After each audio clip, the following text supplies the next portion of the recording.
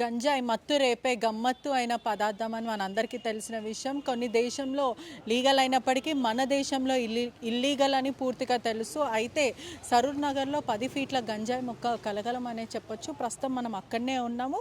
ఇక్కడ ఏదైతే సరూర్ నగర్లో ఒక ఇంటి వద్ద గంజాయి మొక్క అనేది పెరిగింది. అది ఎవరైనా కావాలని ఆకతాయిలు ఏదైనా గంజాయి సేవించేటప్పుడు అక్కడ గింజలు ఏదైనా వేసి ఉంటే అక్కడ పెరిగిందా, లేకపోతే ఎవరైనా కావాలని పెంచి ఉంటారా అనే విధంగా కూడా ప్రస్తుతము దర్యాప్తు అయితే చేస్తున్నారు. నార్కోటిక్ ఆర్టీవీ ఎక్స్క్లూజివ్గా సమాచారం ఇవ్వడం జరిగింది.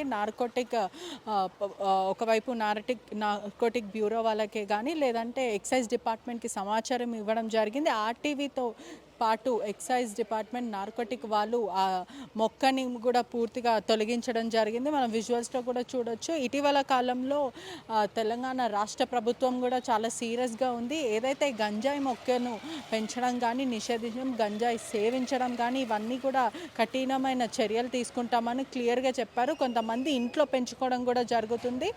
పోలీసుల కంట పడకుండా కొంతమంది ఇంట్లో స్థానికంగా పెంచుకుంటూ ఉంటారు. కొంతమంది పూర్తిగా చెప్పాలంటే కూడా ఇంటి దగ్గర పెంచుకోవడం ఇటువంటి పోలీసులకి కూడా ఎప్పటికైనా తెలుస్తుంది. కానీ ఇక్కడ చూసుకుంటే మాత్రము ఇక్కడంతా రెసిడెన్సీ ఏరియా అని కనిపిస్తుంది. మరి ఈ సరౌండింగ్స్లో గంజాయి మొక్క కనిపించింది. పూర్తిగా ఆర్టీవీకి స్థానికులు ఇచ్చిన సమాచారం మేరకు ఆర్టీవీ మరియు నార్కోటిక్ మరి ఎక్సైజ్ డిపార్ట్మెంట్తో కలిసి పూర్తిగా తొలగించడం జరిగింది. ఒకవైపు తెలంగాణ రాష్ట్ర ప్రభుత్వం గంజాయిని తనిఖీలు చేస్తున్నప్పటికీ కూడా ఒకవైపు ఉక్కుపాదము మోపుతున్నారు, చర్యలు కూడా తీసుకుంటున్నారు. ఒకవైపు వాళ్ళకి పట్టుబడతామని కొంతమంది దందాలు పాటిస్తారు, కొంతమంది ఈజీ మనీ సంపాదించడానికి ఇంకా హైదరాబాద్లో సరఫరా చేస్తున్నారు. ఈ ఆకులకు అలవాటు పడిన వాళ్ళు తప్పు మీద తప్పు చేస్తారు ఈజీ మనీ సంపాదించడానికి. మరోవైపు కొంతమంది ఇంట్లో మొక్కలు పెంచే గతంలో కూడా చూసాం. ఇంట్లో మొక్కలు పెంచడం, కల్టివేషన్ చేయడము,